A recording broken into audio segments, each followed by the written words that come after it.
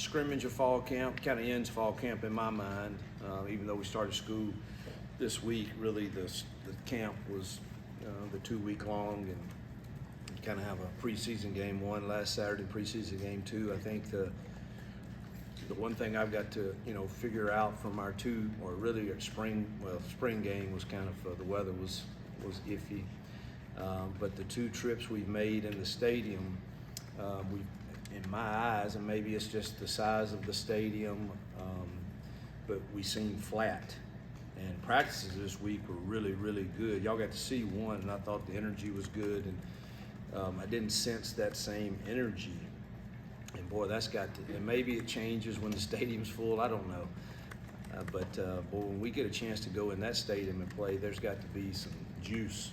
And again, maybe it's been a while since I've been in a stadium that size, and I'm making, but that's what kind of was on my mind. And secondly, just good God, we had SEC officials today, and I got to watch the film. I don't know if they hadn't done anything in a year, and they were flag happy. So I've got to look and see if all these holds and pass interferences, and but we had the good thing, it was not any of the, well, we had one, but on field goal team, but it wasn't many procedural things or alignment. It was all, we got a hold here, or we got a block below the waist here, or we've got pass interference here, or so we got to clean those things up, because it was, you'd have a hard time today. We had some really explosive runs called back for holds, and so those are the two things that stood out to me negatively. We had one turnover that was a good play by the defense, probably a poor decision I hadn't watched the film, but from where I was standing on Peyton, on the throw, and it like it sailed a bit on him, and so it was good to see the defense get a takeaway. That's the only turnover we had, and boy, I thought we ran the ball well again, and I thought Shane Hooks made some really, really, really nice catches, and we got to get others to come along in that room too. Peyton and Robbie both had really solid days. Looks like Peyton was 12 for 17, 2 TDs and a pick. I don't know how many yards. And Robbie was 8 for 15, 2 TDs. Holden was 7 for 11. So I thought, we, threw and caught it fairly well. Really, outside the penalties and us not stopping the run, and just me feeling like it was kind of flat in there, I thought we got good work in, and it was a good way to end camp. And now it's time for us to get a lot of those guys out of those yellow jerseys, hopefully, and get them healthy with 2 weeks to go, and get us a game plan in that we're making sure we're not making mental errors with routes, depths of routes, understanding of landmarks that we need to be at. And I don't know how much of that there was. I know there was a couple of those, but until I watched the film, I won't know. But I know there were a few that I thought really, really hurt a play, because, a receiver's supposed to convert or something and he doesn't, and it's disaster. Really, the best you can hope for when that happens is an incomplete pass and not a sack. So I know I'm rambling a bit, but I think looks like rushing wise, Jeremiah had the most carries today, but all of them ran well. All of them ran the ball well. So, all right, questions? For Brian.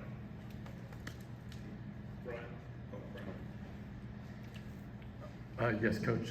What sort of stood out about Shane Hooks today, and basically all fall? What have you liked about him? Well, he's a big target, and I wish he played the game a little faster, and we've got to get him to do that. I think some of that comes from maybe not playing against the speed at this level yet, but if we can get him convinced to run every route and knowing, dude, you can get a break but run this route like the game depends upon it. And I think that's the case, truthfully, with a lot of our transfer receivers. You take, now again, some people have been hurt, and I really hadn't seen him. Camden Brown practiced the last 2 days and had a touchdown catch today, which was nice to see. But Malcolm is not practicing right now, and Coy has not practiced. He got hurt in summer workouts, still hasn't practiced, but he's getting closer. But it seems like the transfers, the new guys, I've got to get them to play faster all the time. And Shane is the same way, but I tell you what, he made, I don't know how many catches today, but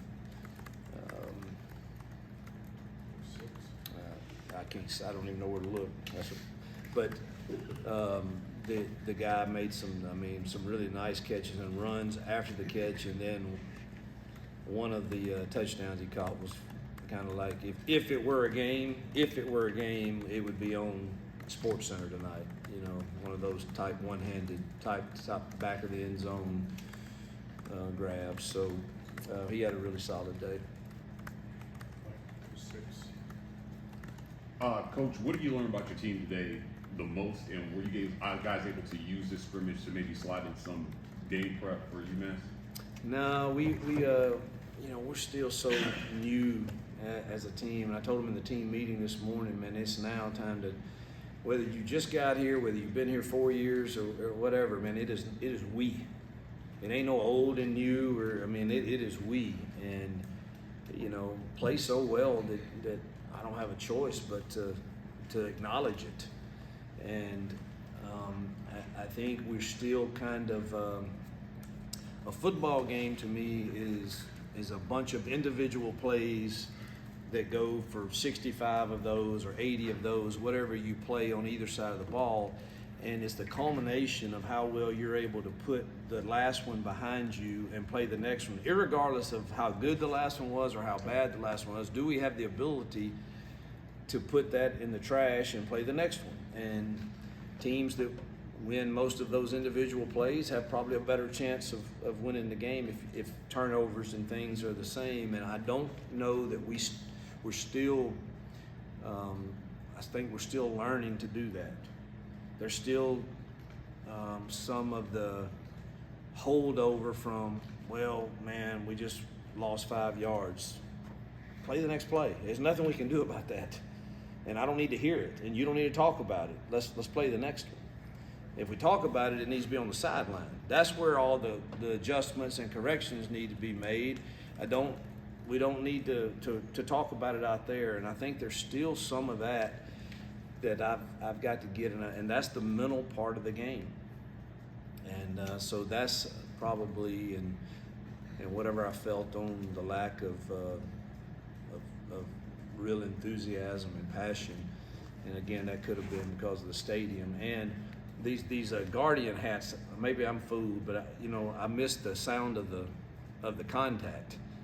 And I asked Jake, dude, are we even coming off the ball? I can't hear anything. And, and I think that's some of it too. But really it's the mental side of the game. Are we mentally tough enough to play the whole composition of the 80-play game without the last play affecting us good or bad? So I think that's where we still have work to do. The positive, we've been able to run the football. And if that's, if you're able to do that, you got a fighting chance. And I've said this to y'all before, it's hard for me to ever leave happy, so I don't know if that means we're pretty good at running it or we're not very good at stopping it. We'll see soon. But we've taken care of the ball offensively, and we've been able to run it, which the teams I've coached have been able to do that. I think you have a fighting chance. Second row on the left.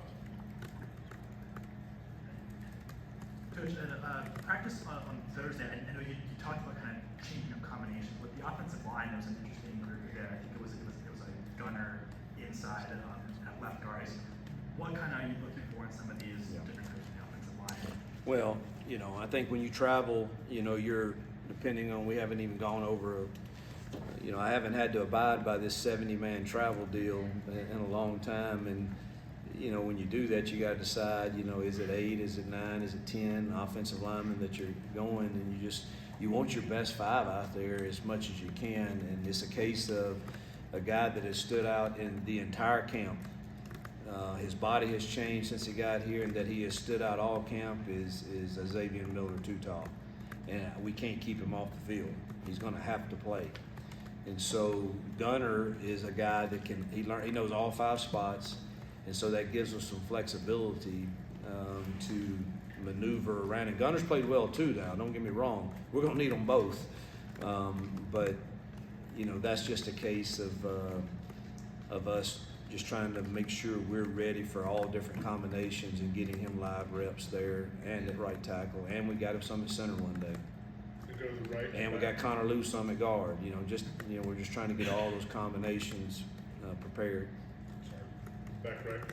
Coach, you announced Peyton as the starter quarterback earlier this week. In the past, you've used your backup quarterback to supplement the run game. What's the plan for Robbie? How often do you expect to go to Robbie early in the season? I think the game dictates a lot of that, and obviously when we start watching film on the opponent, what we think is our best chance to win. I've said it from the get-go, Robbie, if he handles things the right way, he has to get on that field some. He's different. And he's probably had his best 3 practices, the last 3 practices. And so I'm really proud of him, and he's going to push Peyton. If he keeps continuing to play like this, Peyton's going to have to play really well. And so I love the competition. I think that's the only way you get better at this level. And they fool themselves if they think there's not competition elsewhere in other schools. This is the way it should be. At this level of a program, we ought to have 3 or 4 quarterbacks that can push each other. And I think every game will be different, but the one thing that I've said and I mean is that guy's different now, and he's got to get some touches. Standing back. And he threw it well today. So Coach, after the scrimmage last week, you had some concerns and definitely looking for a stronger week in practice this week. So what's the biggest difference from a position group or maybe a particular player and growth that you saw from last Saturday to this Saturday? what I found in practice, one of the reasons I kind of, I appreciate all that you guys do to cover us and letting you guys attend is I think that I've kind of found out this team and this staff right now. I think every DNA of every team I've coached is a little different, and every staff is different. And I'm truthfully, the last 4 years, I haven't had to be the how shall I say it, the practice jerk. But I've kind of found out that I need to be that here. And calling people out, or I like to refer to it as calling people up. But I think I'm needed to do that here. And so I know you asked me about players, but I think it's more, I'm figuring out the coaches too and what I need to do to motivate our team. And that's probably the biggest thing, that I thought we had better practices this week because I chose to take the lead on this is how we're going to do it. And I thought we got better. It was back and forth, team run, defense played really well 2 days, and offense got the best of them some days too, and that's probably the way it should be. But if I had to say a group that I thought probably got a little bit better this week, it would have to be, I thought our DBs got better at tackling, at guarding. We're still struggling to get off blocks in the front six some with our front and our linebackers. We've got to continue to work on that and improve it. It would help if we can get some guys out of yellow jerseys for sure too, but I don't know if I answered your question or not, truthfully. Standing back, Bill. You've got quite a few candidates as far as returners. Is anybody who's settling in as your kickoff returner? Well, the T will get the nod at kickoff return to start with. I do think we have other options too, but he's proven to be one of the nation's best, and so I think he'll get the nod there. Probably Keontae Scott will. Caleb Burton's really solid at punt catching and returning there too, but probably Keontae will get the nod at punt return. He's done it before in this league, and it's pretty calm, so that's probably the way it will. We'll have a couple running backs back there on kickoff, but if we can design it to where we think they're going to kick it, it'll be fatigue getting that option. Richard? Do you think you saw a little bit less pressing for Peyton today? Oh yeah. He had two really bad decisions, I thought, but then settled in and I thought played really solid, and thought he pulled a couple good quarterback runs, and obviously we're blowing it pretty quick. I don't know, be anxious, when it gets real to see what he does, but I thought he played, solid after, I think it was the first two possessions. I thought he made two poor choices, and then he settled in and played really well. The two front right? You mentioned the DBs earlier and just the growth you've seen from them. From the start of camp to now, how much have you seen those guys kind of take up what you had challenged them doing earlier? Yeah, I think DJ and Pritchett are practicing at a higher level, and it's really easy if you think you're the guy, in which they are. It's really easy to coast, and I thought they coasted some the first week, and I thought they turned it on this week and practiced like they should be. Both of those have the potential to be like all SEC type players, whether it's first team, second team, whatever. So practice like it, and so I called them. If you can call your best players out, and they respond well, it sure helps you as a coach with everybody else. And so I thought they kind of flipped the switch a little bit and had a better week, which kind of translated to Simp. And Keontae, you always get a lot out of him. And Puckett, I think that's a solid group there. Now, the growth really has to come on with that second team because it's a bunch of young puppies. I think they're going to be good, but they're swimming a little bit with all the motions or shifts and different coverages, and I really look forward to us getting a game plan in where we see, all right, they can handle this much, and we're smart coaches if we don't give them more than they can handle. The running back group, it continues to, knew you had guys, but it continues to grow as Jeremiah Cobb comes on, Sean Jackson in there. How do you try to handle guys that can do so many things and you don't have to count on one guy? I don't know. That's a great problem to have. You keep them fresh, and you hope they keep pounding. But you're never going to get all of them as many carries as they want. But it's a good problem to have. I wish we had that problem in every room. But I like our depth there. You mentioned some of the non-contact jerseys. Was Keldrick able to go today? He tried, but he's not ready. Was Jalen McLeod able to go? No. So we were without, Jalen, Coy, Keldrick, Malcolm, Austin Keys,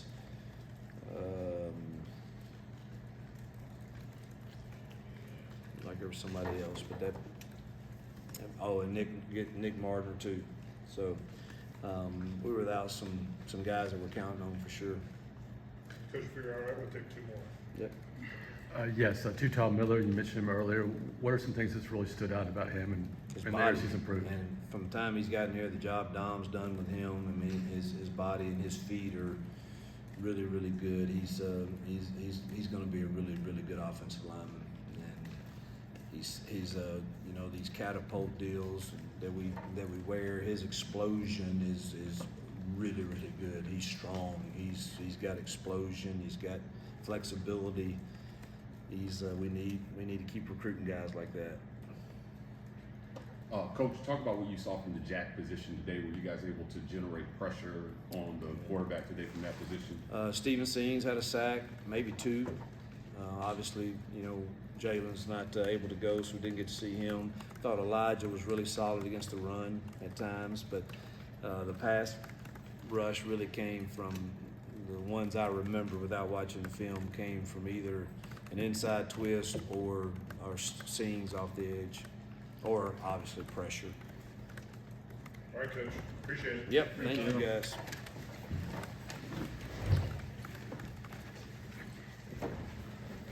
Hey, that's the best press conference in 25 years. It's got my notes that's there halfway through. Just let everybody know, didn't you?